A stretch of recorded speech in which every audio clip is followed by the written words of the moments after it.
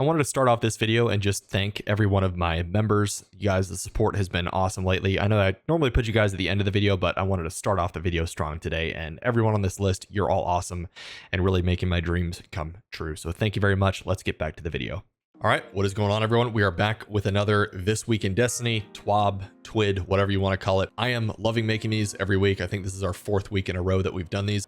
Originally I just wasn't covering them because I didn't feel like the information there was as necessary. But now, as we're getting closer to the final shape, every single article is like full of really juicer, awesome details. So we're going to keep covering these as long as we still keep getting good stuff. I am, just an FYI, I'm working on the Pantheon guide right now. I have it fully voiced over. So the Rolk Indomitable is a very challenging week. It took my team a couple days to get it done, but we did get the clear. Very familiar with it now, so I feel confident in that guide. I'm really excited about it. 0 hour mission. I'm also making a guide on all the puzzles, hidden stuff that you can do, and then of course this. So there's a lot of content in Destiny right now, and I do enjoy it. It's a good time when there's a lot of stuff coming out, a lot of exciting things in Destiny. So anyway, let's get into it. So the highlights, bullet points, we have a weapon tuning recap. I'll cover that in a second. I don't want to get ahead of myself, but we have build up arsenal shorts, enhanced perk updates, memento changes, reduced fragment costs, thankfully, at Ikora for the final shape, new boss profile for the Pantheon. So they go over Rolk today. Kind of cool to get some extra lore on this stuff. 0 hour exotic mission is live. Metoro webcomic feature. I'm not going to cover that. I'm trying to cover just the Destiny stuff. I want to keep this video short, but definitely check out that comic if you want. And then Destiny 2 content vault updates. So let's get into it. We're going to start off with the big thing. I don't know if you guys saw yesterday, but there was a massive article that dropped going over the final shape weapon tuning preview and big changes that are happening. Typically they do this before every big expansion where they just kind of re-go over everything. They nerf things that are way too powerful. They buff things that are pretty terrible. So highlights for the article, and I don't know, I might make a video on this. I just have so much I'm trying to work on right now. But the highlights were pulse rifles. Legendaries are getting like a 38% damage buff to red bar enemies, which is huge because pulse rifles have just been terrible for the last however long. I've just never used pulse rifles at all. Right now it's all about hand cannons. They're also they're nerfing some stuff too. So you have a pretty big nerf coming to Osteostriga, which will now have a cooldown on its poison. Kind of a bummer. The Lament is getting a bit of a damage nerf and a healing nerf as well, unfortunately. There are some cool things though, like Ariana's Vow. I'm kind of excited for that, where Ariana's is going to ignite anti-barrier champions when you break their shield. And then the Deterministic Chaos, I actually had to look up the weapon name again because I've barely used it at all. Deterministic Chaos is becoming more of a utility weapon, which I like. It's going to provide a really big weaken debuff on enemies now and be just overall better for handling anti-barrier champions. So I am actually kind of excited to use Deterministic Chaos. It could be kind of cool.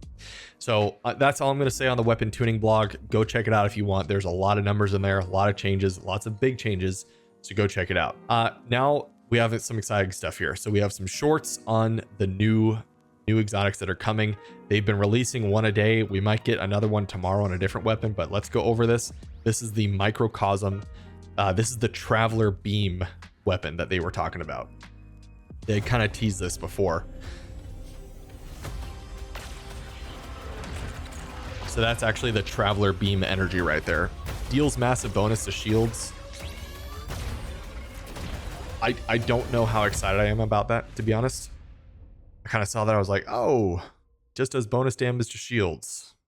Okay, well, I don't know. Let me know what you guys think about that one. But then we have the Kvastov. I kind of like this one.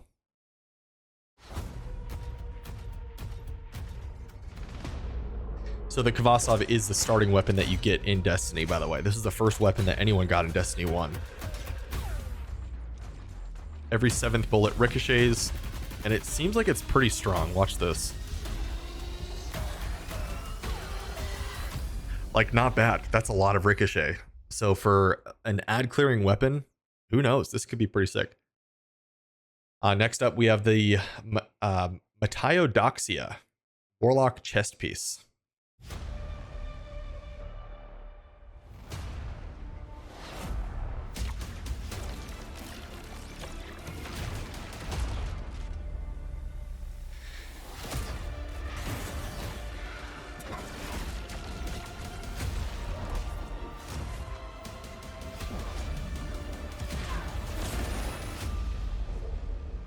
So my only problem with Metiodoxia, hopefully I'm saying that right, is that it takes 3 arcane needles to do a suspend, which is a pretty big investment to take advantage of that exotic.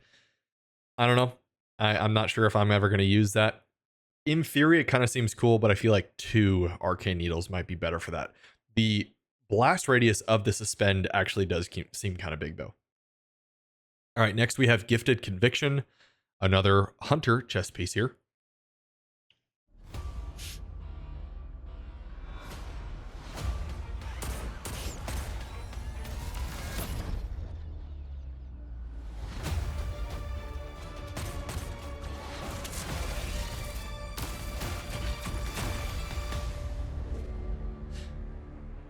So this one seems interesting to me. These really, I guess, kind of gimmicky ones, sometimes I don't use a lot, but depending on how powerful those arc projectiles are, who knows, it could be kind of interesting, especially if you can use it quite a bit, if you can get a nice ability loop going. And then we have another chest piece. We have Hazardous Propulsion.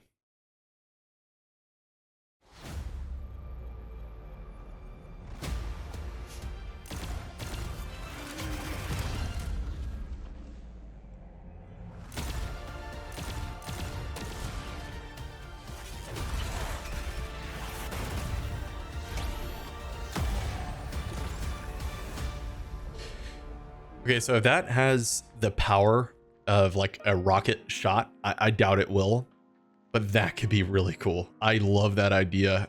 It looks like they're kinetic rockets.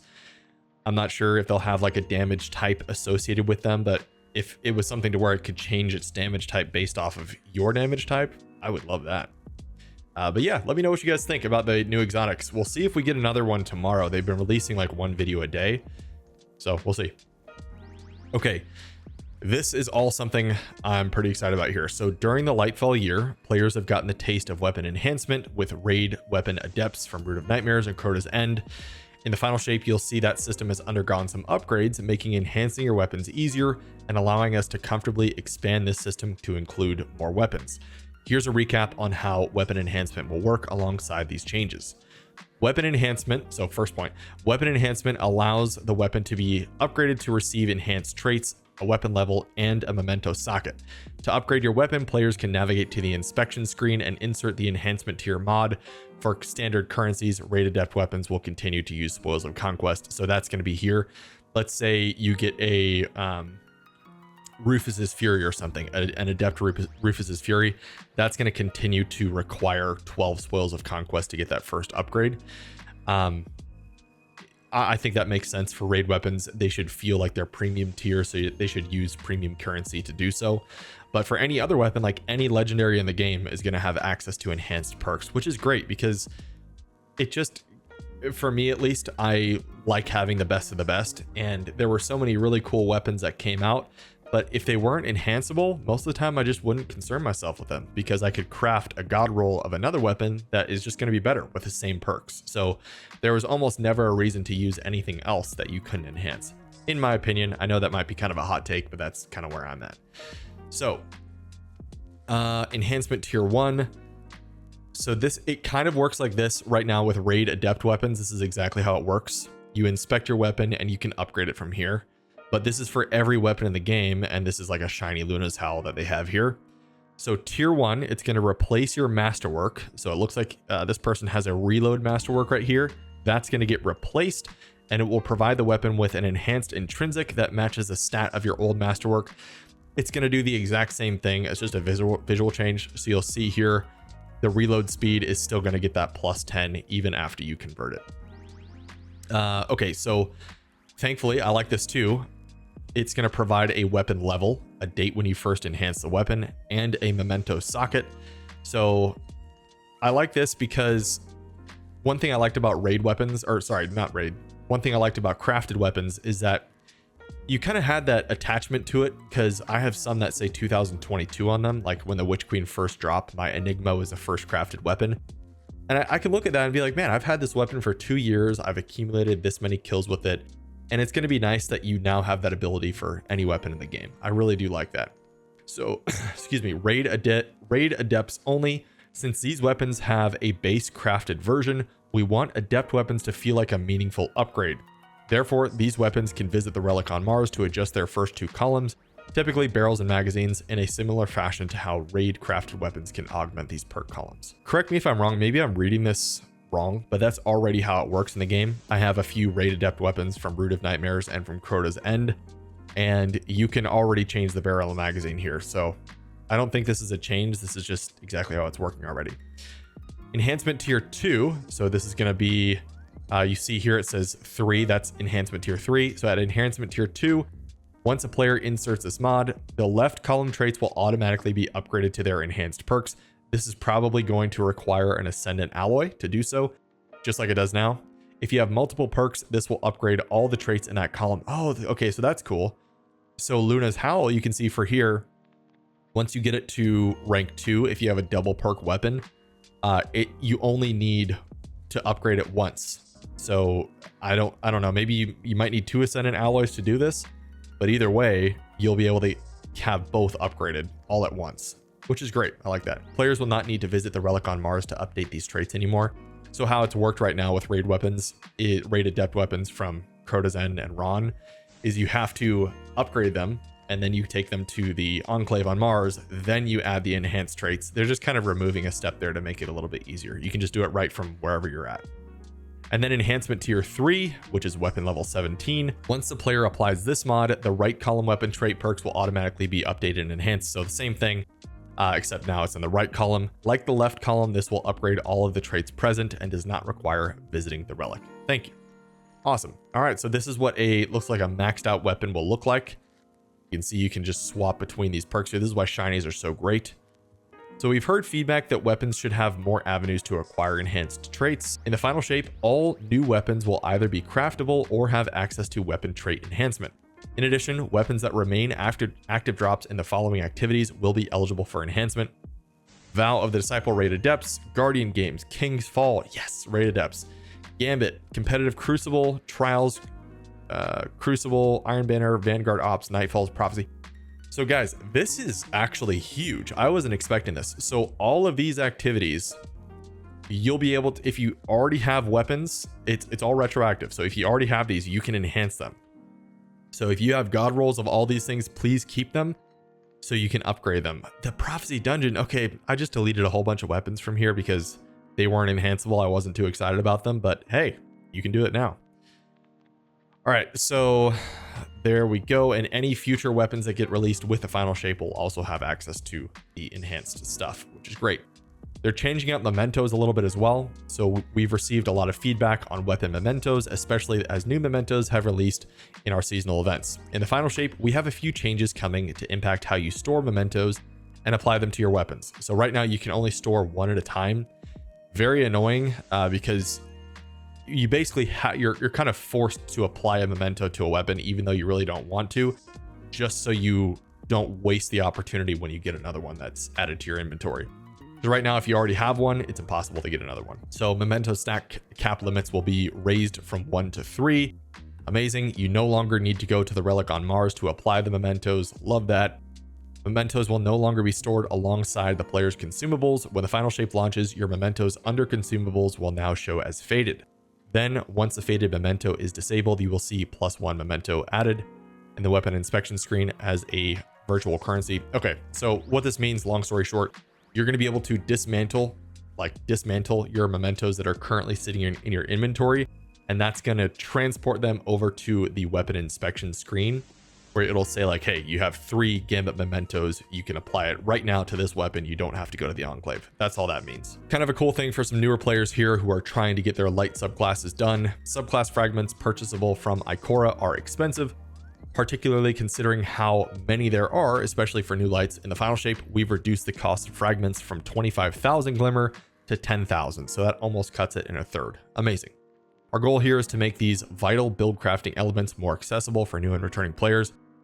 This is nice because it feels like you're still earning them instead of just like the game giving them to you without any sort of grind. There should be something there. And then the Pantheon goes stronger another week and your task has become more difficult. Guardians Rolk, Disciple of the Witness, has joined the Pantheon. and we've gathered intel for your mission. I won't cover some of the lore stuff here, but there is some interesting stuff. It's like I've said, they've done this for every Pantheon so far. Every raid boss has gotten their own little boss profile, so go check that out if you want. Also, let me know if you've done Rolk Indomitable difficulty. My team got it done last night. It was a lot of fun, but definitely a huge dramatic step up from Oryx Exalted. So if you've done everything that you could do in Pantheon so far, I'd love to hear it, because I feel like at this point it's going to be very, very rare that people get everything done for that week in Pantheon. Next week is going to be pretty brutal. And then 0 Hour Exotic Mission is live. This is a really fun mission, guys. It's definitely a lot more difficult than the Whisper, in my opinion.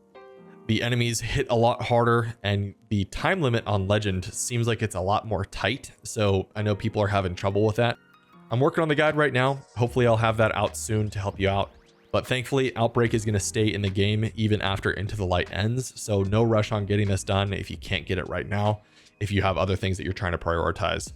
But Outbreak Perfected is really good. And with that 38% damage buff that pulse rifles are getting once the final shape comes out, this is absolutely going to be a weapon that you're going to want. I can see this being pretty meta once final shape comes out.